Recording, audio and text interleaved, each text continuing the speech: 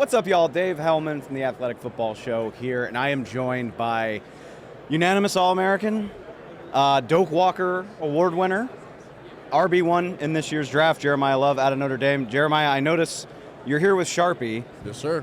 Which I think is really fitting because you get into trouble trying to prognosticate about the draft, but I would write in Sharpie that you are RB1 in this year's draft. Like, I feel real confident saying that, man. Yeah. I mean, like I said, I'm here with Sharpie. I was announced that I am the 2026 Sharpie Rookie of the Year. It's a great honor to be a part of something bigger than myself. You know, I'm able to partner with guys like Ashton Genty, Roma Dunze, McMillan. I mean, just a great group of guys. And, I plan on signing my first rookie contract with this Sharpie S. pen right here, baby. You're going to make sure you put that in a special pocket. Make sure you hold on to that. Yeah, definitely. But I'm part of something greater than myself, and great honor. I'm really glad you brought that up because we're at the Super Bowl. You still got a ways to go until draft night. But as we're recording this, they're going to announce Offensive Rookie of the Year tonight. Really? Yeah, like NFL Honors is tonight. So, that name gets said tonight. Do you think at all about a year from now, and how do you factor in being part of that conversations? Are you at the point where you're ready to set goals for yourself? I mean, I would guess you're going to be a favorite to be the Offensive Rookie of the Year this coming year. Have you allowed yourself to think that far ahead? Not yet. I've just been focused on the moment. I've been focused on trying to get to draft day. Because it's a long time from now. It's a long time from now. I'm ready to go to the combine and do what I got to do, perform how I need to perform, and I haven't really put too much thought into my actual NFL career other than by the end of my time playing, I want to be a Hall of Famer. I want to be one of the best players I ever played a game. Is it surreal at all? I mean, if you pay attention to college football and the draft at all, I think if you weren't already on the radar, you were very much on the radar when you went 98 yards in the playoffs against Indiana.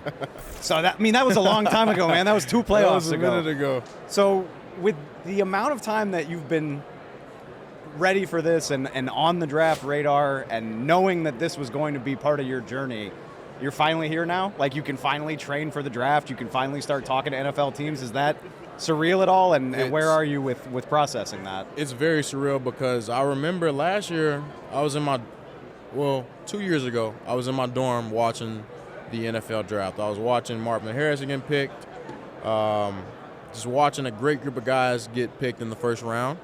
And it's really surreal that I'm in the process that they were in before they got drafted. I'm where they were at. I'm in their shoes. And, it's kind of crazy to think about. I'm preparing for the combine. I'm preparing for draft day. Got to pick out what suit I want to wear. Got to decide who's coming to the draft or whether I'm even going to the draft. Maybe I'll do it at home or something like that. But it's very surreal. It's a very just eye-opening, just mind-boggling experience.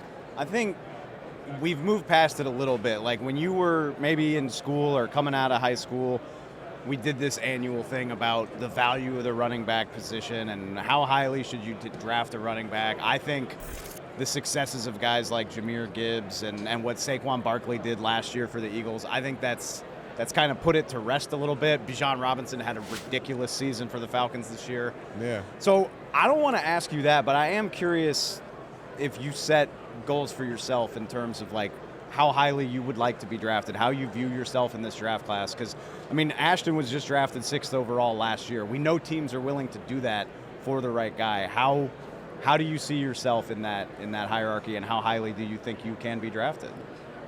Honestly speaking, I want to go number one. I want to be the number one player selected, to be drafted, because I believe in, my skill set. I know it's probably not likely, probably a 99.9% chance that I won't be drafted number one, but just being in a position that I am now, seeing some of the mock drafts, seeing some of the things that people are saying, it's a great honor, and I feel very blessed to be in the conversation of even being a first rounder, because I am a running back. The running back position has been devalued for so many years, yeah. And to be able to be where I'm at now, to have the status that I have now, it's just a great honor, and I can't give it. All the praise to God. I'm only here because of God, and I hope that whenever I do get drafted, I hope that, I'm a pretty high draft pick, hopefully within the top 10, hopefully somewhere within there. I don't think you're going to be waiting that long, man. I don't think it's going to be a very long wait. Well, I hope so. You never know. I mean, you just never know. But I do know that whenever I'm drafted, whenever team I go to, I'm going to do my absolute best so that future running backs can have the same opportunity that Ashton had, the same opportunity that I may have. I want to set a better standard for running backs. Let me ask you this. I think I've covered the draft for a long time. I'm a college football fanatic. Typically with running backs, like the place you start is like, yeah, of course you've got game-breaking runs. Of course you've got great moves in the open field. A lot of times with running backs, you start with pass pro and you start with receiving. I've watched plenty of you, man. You're pretty damn good at all of it. Like, there's plenty of good stuff of you blocking, and you had 55 receptions in college over the last 2 years. What do you view as, I don't even know if you need to work on something, but like if there's something that you feel that way about, what is it? Or the thing that needs the most work as you head into this next phase of your career? I mean, for me, I think what I need to work on from an athletic standpoint is, just my route running. I want to be a better route runner. I can catch the ball pretty well, but I want to be more of a receiver. I don't want to just be stuck in the backfield. Guys can really game plan for that. But when you split me out wide, and I know how to read the coverage, I know how to, beat a guy man to man. It's not too much you can do to stop that. A guy who can run in the backfield but can also split out wide and run routes. I want to work on that aspect of myself, my route running, and then also just my knowledge of the game. I want to be a smart player. How do you go about improving that? Just watching film, watching the greats play the game. Also just reaching out to people who are very knowledgeable about football. Like for me, a lot of my knowledge as so far within like the past years came from my running backs coach, Coach Sider. He played quarterback, so he brought the perspective of a quarterback into the running back room at Notre Dame. And I just got a better understanding of football in general, how to uncover, a defense. I want to know what exactly everybody's doing on the defense, what front or whatever safeties are doing. Like, I want to know everything.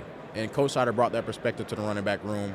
But like outside of that, just watching football and just asking questions. I got one more question for you, speaking of which if you're watching this, you know that Jeremiah is incredible. Like I said, I think you're going to be the first running back drafted this year. I'm going to call my shot now and say I think the second running back drafted this year is probably going to be your teammate.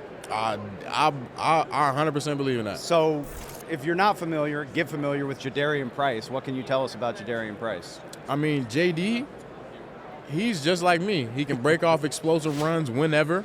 There was a stat early on in the season that every time that JD came in the game within 8 or less runs or within a very low amount of carries, he got a touchdown or he made an explosive play. JD is the type of guy to come in the game and change the game. He can do it special teams wise as well. I think he had 3 kick returns. He returned for a touchdown. He was pretty good at that. He's fast. If he breaks out, you're not gonna catch him. JD's that guy. I feel like our position right now, we can easily flip. JD could easily be that first back chosen, or it could be me. We have a very, very similar playing style.